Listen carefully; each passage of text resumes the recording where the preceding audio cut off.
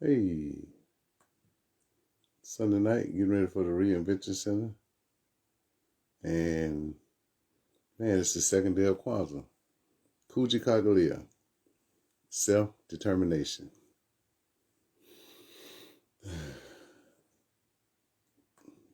It's crazy why the whole world is not celebrating Kwanzaa as we should, or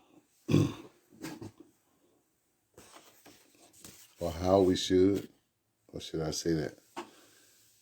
So I want everybody to look and see or think about what Kwanzaa means. What does the Nguzo Saba principle means to you, to us, and our families? And it's like mainstream has commercialized Christmas so much that they don't even think about the reason for the season. They just think about getting gifts and giving gifts, and we have spoiled our kids to the point to where they don't really know and understand the real meaning of Christmas.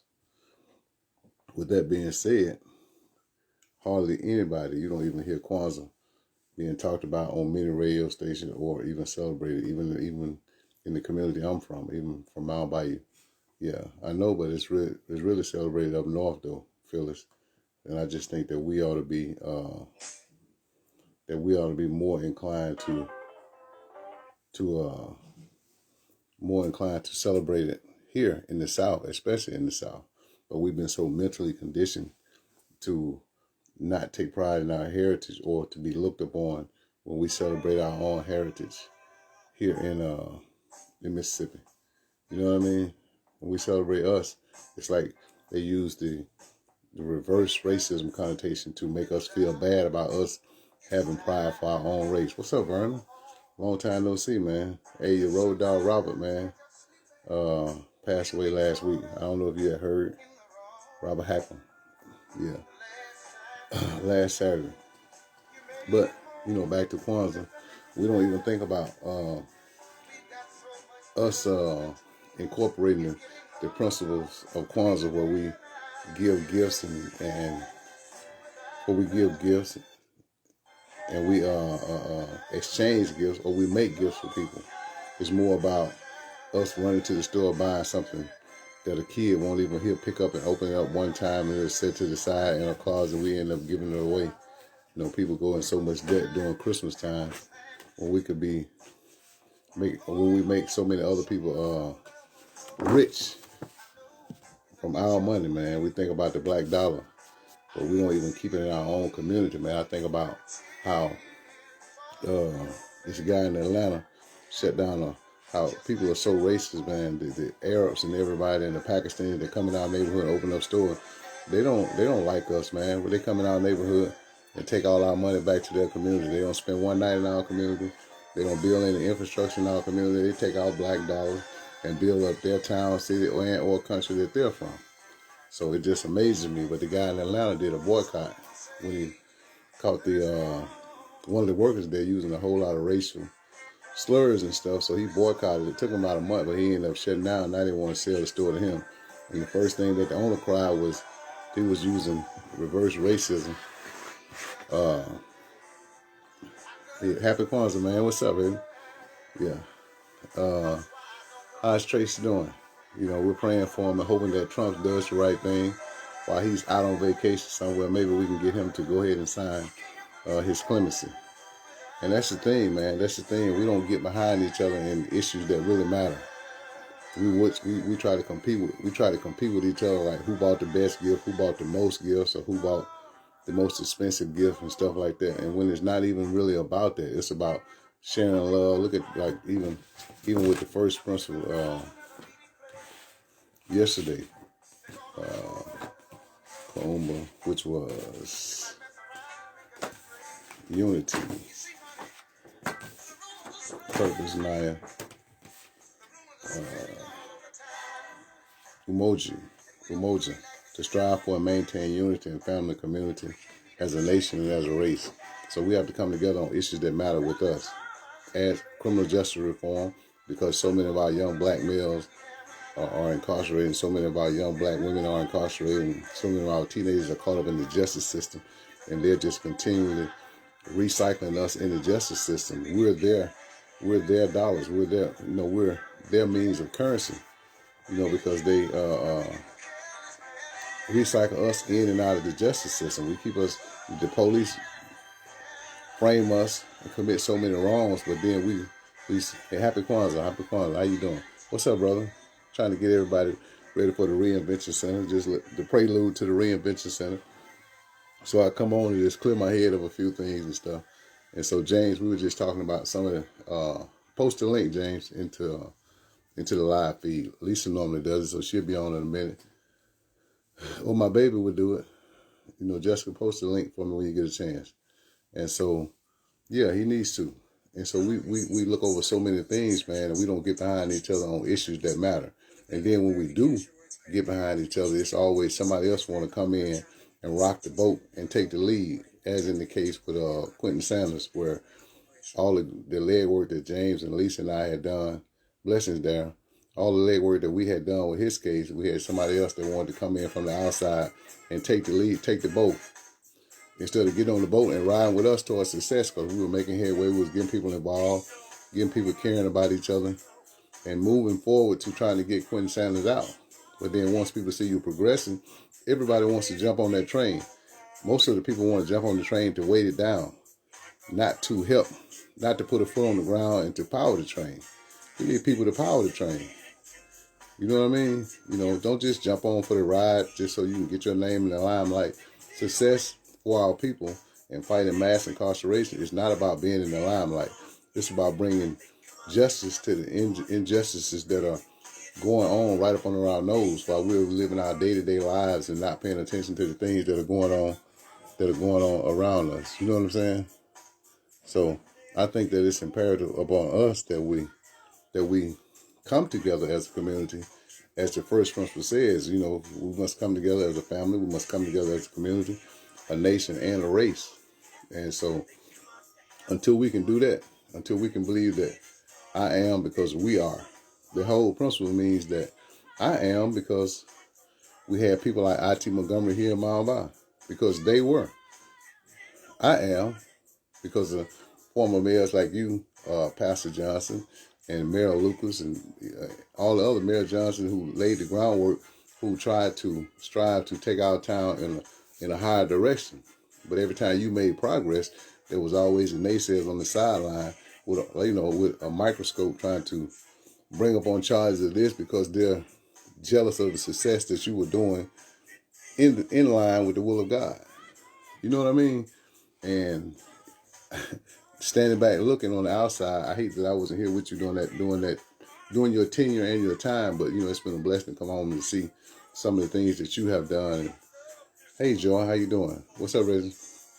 But just it's the whole mental thing of us not, yeah, thank you. The whole mental capacity of our people is rooted in self-hatred. Until we can begin to love ourselves, we can't begin to love the person next to us, in front of us, and even all around us. And if we don't understand the principle, of love for our people, it doesn't make you weak or indifferent because you love your community and you want to help your community. It doesn't make you indifferent because you love your family enough to go out of your way to help them. It doesn't make you weak because you love your people enough to put extra time in, like James and Lisa and so many other people. James at the Reinvention Center and Lisa Riley at Breaking Silence. Even me with Sarah Recipient put forth the necessary effort and extra time when they get off work, because we're not making any money doing what we do. You know what I mean? We do it because James and I, all three of us have been incarcerated. James has been incarcerated. He fought in the library and won his case. I spent a lot of time there with him learning, and so we were sharpening each other for this day. And so now we have a platform called the Reinvention Center where, he even has his own book. Even post a link to your book in here, James, when you get a chance to where we got to fight for each other, man. And so I just was taking this time from December 26th to the new year for us to embed the principles of Kwanzaa into our daily lives and our own lives, till we can begin to let go of all that commercialization of Christmas, nobody even think about that it's the season to celebrate the birth of Christ anymore. They think about the gifts, the lights, the stars, and everything else, other than the simplicity of the salvation and the gift of Christ. Nobody even thinks about that anymore. You know, the first thing they think about the melodies of Christmas, the gift giving, the exchanging of gifts, but nobody wants to sacrifice and or sit down and understand the true meaning of what the holiday season is about. You know what I mean? It's like we've got lost. We've got lost. And in society, when I say society, and big business has a way of tricking you into thinking that that you're doing the right thing. When we go out and spend, they start advertising stuff for Christmas long before Thanksgiving even get here. You know what I mean? So when we take back our black dollars, and just one year, I would just like to see people just forego Christmas as far as gift giving. If it's not handmade or if not something that you that you put together and gave on it. How you doing, Lisa? Make sure you post a link for me, please. Man, that's a beautiful thing, you know. So, and that's a good way to start teaching them. But today is the second day of Kwanzaa. Like I tell everybody, it's self-determination, but the Swahili term for it is Kujichagalia. And if you look at my story, you will see it's the thing about it is self-determination. And it simply means to define ourselves, to name ourselves. We got to let go of the terms that degrade us. The N word, we got to let go of that. We got, the B's and H's that we disrespect our women with and our brother with. We got so cool with calling each other terms of degradation to where it's just embedded in our next kids' genes. They think it's cool to go around and call each other that. They think it's so cool now, and then other races think it's so cool that they call each other that. You know how many times I heard Hispanic call each other that, and how many times I heard white guys in prison call each other that. Man, and so that's just because so many people want to be like us in our culture. It's just that they mimic us instead of us. So when they mimic us, that means that they have some sort of admiration for us, but not enough to help us and to uplift us financially or even come into our community and embrace us and help us with the situations going around, because there's still a lot of people here in the world, black, white, Hispanic, and everybody, who are struggling every day to survive. So we forgot that. Hey, Casey, how you doing? Yeah. Put my little grandkids on and let them see, Julius and Jordan. And so I think that when we start naming ourselves and calling and thinking of each other as kings and queens in the sense of relationship term, when you can respect your mate as a queen and treat her like a queen, then and only then will you begin to adorn the rank of king. There's no way that you can be a king when you don't expect or respect your mate. There's no way you can be a king. When you disrespect your queen, it automatically dethrones you from even be considered a king. And carrying a pistol doesn't make you a king, so carrying a pistol doesn't make you a king. Beating your woman doesn't make you a king. Standing up, taking care of your family lays the groundwork for you to become a king. There are several things that you have to do to earn that title. It's just not bestowed upon you because you're grown and you're out in the street, you're doing whatever you're doing, hustling or whatever going. That doesn't make you a king. The term king has to be earned. And the biggest thing is righteousness. It's doing the right thing when nobody's looking. That makes you a king. When you get up every morning and you seek in your heart to do the right thing, then that's push you on the road to become a king. When you get up every morning thinking about aligning your life within the will of God, that makes you a king. In the same way a woman gets up taking care and looking every morning, and as Proverbs 31 said, makes her a virtuous woman, that lays the groundwork and the pathway for her to become a queen. When she gets up every morning and looks in the mirror and is comfortable with who she is and has a voice to be able to speak for herself and not let anyone dictate her voice or be her voice. Yeah, true enough, a man is spiritually ordained to be ruler over his house. Ruler doesn't make him a dictator. There's a fine line between ruler and dictator. Only thing that does is saying that we know when all else fails, I have the last voice, or she is entrusting me to make the right decision on behalf of our family. You know what I mean? So it's a dual charity. You have to make sure. I know that you just got married. I know that your husband is still incarcerated. Our Zoom meeting, the one that Jessica just posted, my fiance just posted, is the link. We're talking about relationship behind bars. We're just talking about relationship period, but mainly behind bars. And so it's hosted with the Reinvention Center. You can go to my page or James Jones' page, who in here, or you can just copy the link right here.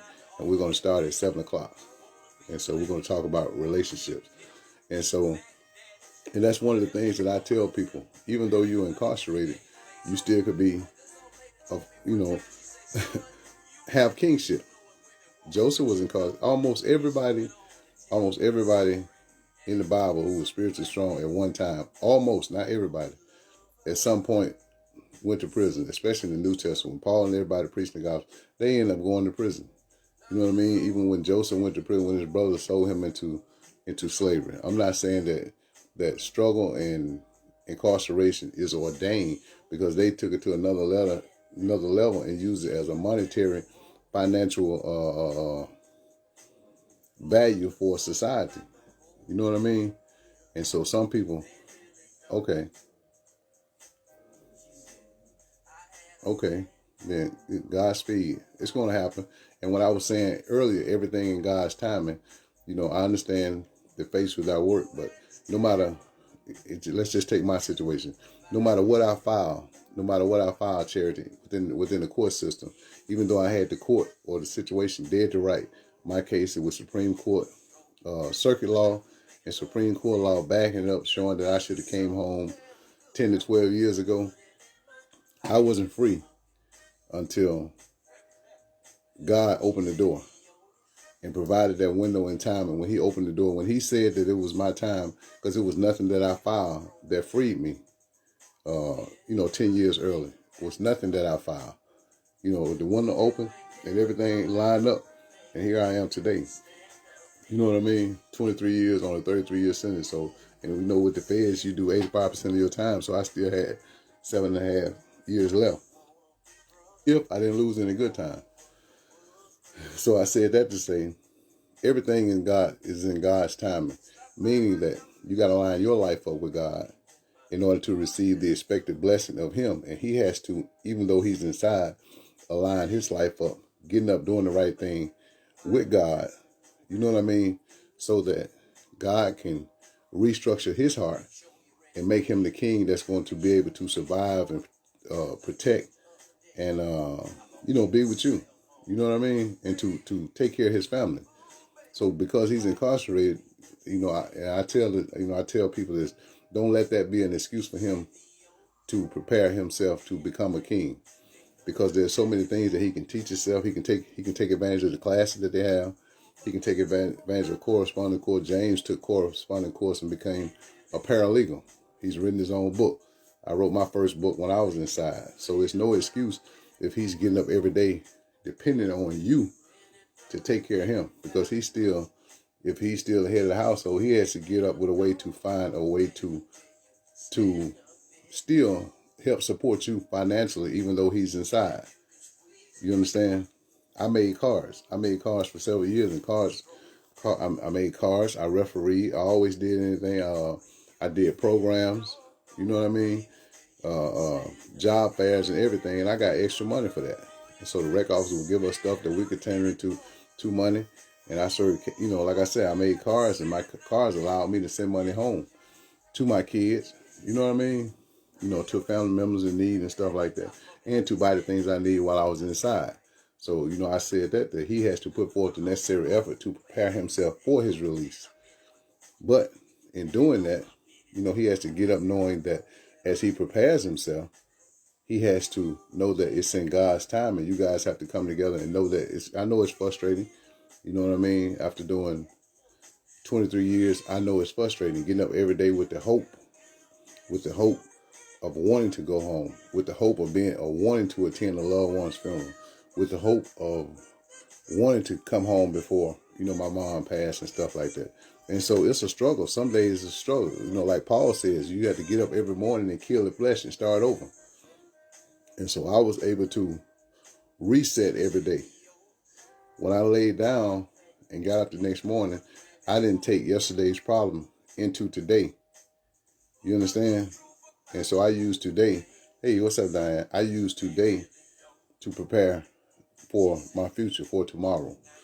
And so I wasn't trying to prepare I constantly prepared myself and educated myself so that I would be ready when my opportunity came. Because so many people inside get opportunities, but they end up back inside because they were doing what, James? They're sitting on the rec yard. They're not playing ball. I mean, they're out there playing ball. They're playing tabletop games, and so they're not doing anything to make themselves better than when they went in. Regardless if the police frame them, he still gotta do like Quentin Sanders is doing, and so many others, do like James did, do like I did, do like Lisa did, and prepare themselves inside. Do like Trey is doing. You know what I mean? Yeah, it's over. We can't say that it's overdue because think about this, Sandy. You say it's overdue. All right? Think about this.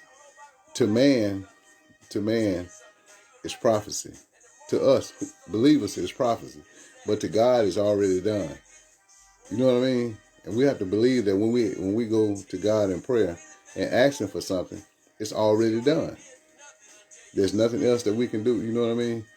That's a good thing. Okay. Yeah.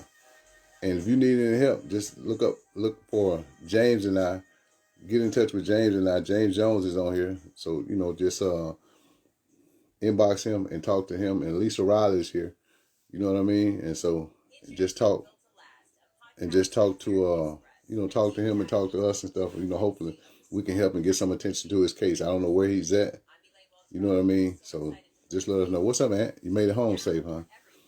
And so, as I was saying, just like when God went and told Joseph to build an ark, everybody around him thought he was crazy.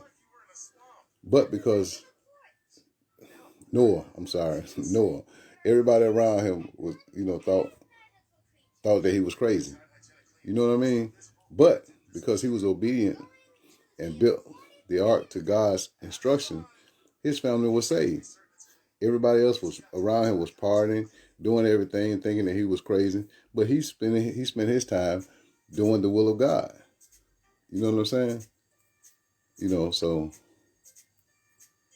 okay, yeah, it's coming. Just believe that it's going to come to pass, man. Just believe. You've been praying for it. You've been working on it. You got all the information. You did your groundwork.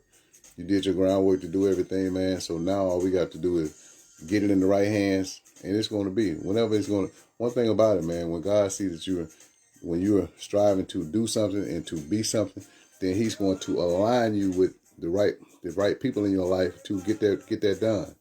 You know what I mean? And another thing, God does not like a complainer and a grumbler. When you ask Him for something, it's hard to say. I know it's easy to say.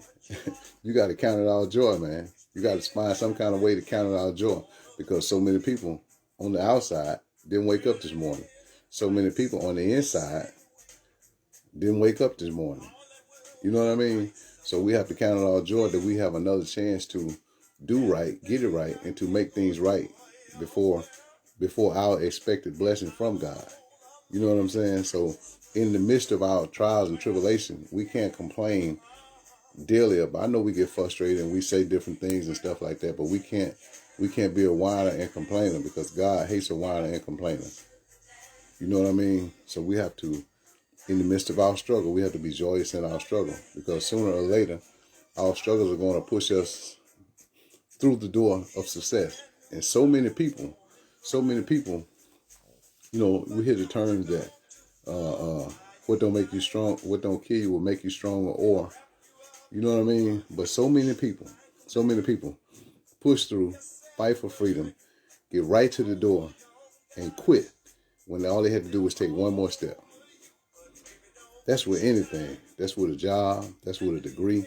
That's where so many other people have gotten to school and they didn't get up one morning and put forth and that's it. They just quit. They quit cold turkey, and they were right on the cusp of getting through, getting over, and getting by their problem. So many of us, man, I've seen so many people, man, get right to the door of change and give up. You know what I'm saying? So, man, so and I think about that.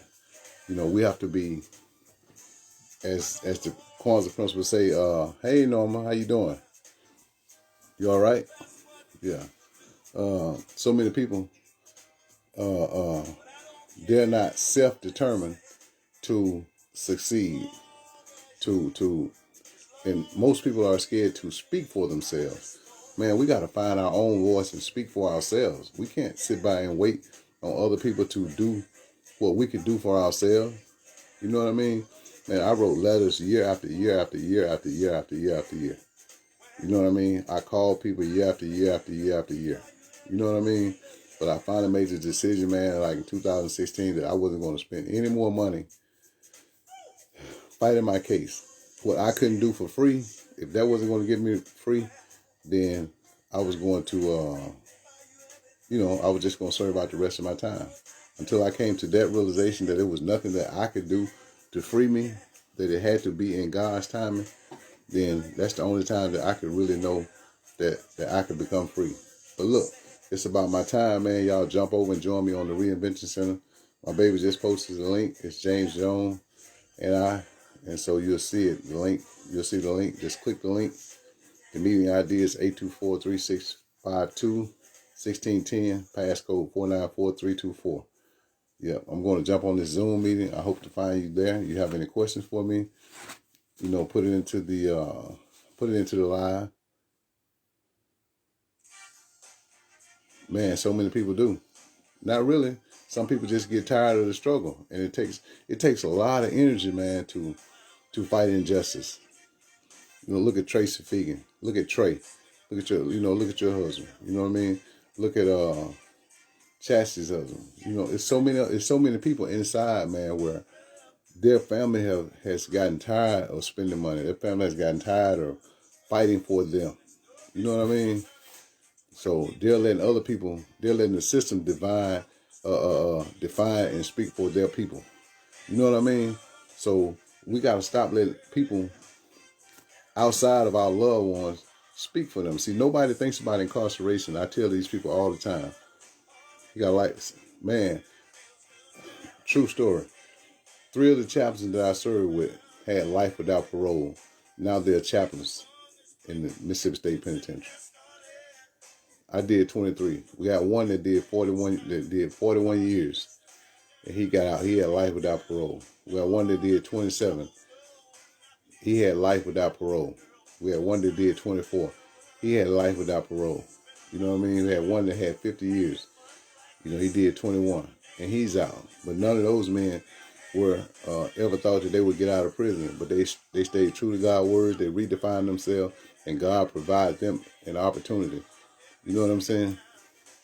It's going to be live, so go to James Jones page. I know your friend. I try to stream it live. You know what I mean? I stream it live so you can log on. But I gotta jump on. So many people, man. So many people get right on the thing. As I was saying, nobody thinks about incarceration past their own individual loved one. So, and you can learn that too, Sandy, because you have so many other people and you share different people who fight for people's stuff. So your time is coming. So we just we can't expect help and not reciprocate help with other people. Hey, Jeanette, glad to see you back, man. You've been gone a long time. I pray everything is all right. I pray that God has healed you. I pray that He's giving you strength to continue to be strong and to fight and to persevere. Don't worry what other people think about you, man. Just keep fighting, for your loved one and keep advocating for all the people, man. It's, you see one thing about it, the devil sees you as a warrior. So he wants to keep you misguided, down, and under his feet because you were making progress, and you have to keep fighting. You know what I mean? You got to keep fighting. You got to stay healthy. And you got to stay prayed up. You just got to stay prayed up, man. Prayer removes so many unwanted things in our life, man. And once, like I say, if we pray, why worry? And if we worry, why pray? You know what I mean? So, and that's the thing. That's the thing we have to remember. Hey, my time is up, man. I got to go over to the Reinvention Center. I'm going to try to, as soon as James goes live, I'm going to try to go ahead and stream it out live, man. But jump over. We're talking about relationships in prison. You know, yeah, Ephesians 6. We got to. We have to. Yeah, every day. And you have to get up and kill the flesh every day. We can't. We got to remember, we have to be renewed every day. You know what I mean? We have to be renewed in spirit every day. Every day. So we have to get up every morning in expected joy. So that means that we have to feed ourselves before we lay down at night, because how we spend that time between laying down, going to sleep, and getting up is crucial. You know what I mean? Oh, I know. You know what I mean? Yeah, praise God. I'm glad to see you. So we have to keep doing that. But you know, I pray for everybody who hears my voice. I pray for the brokenhearted and the sick and everybody, man. And I'm thankful you guys join me. I'm going to stream that, so y'all jump over.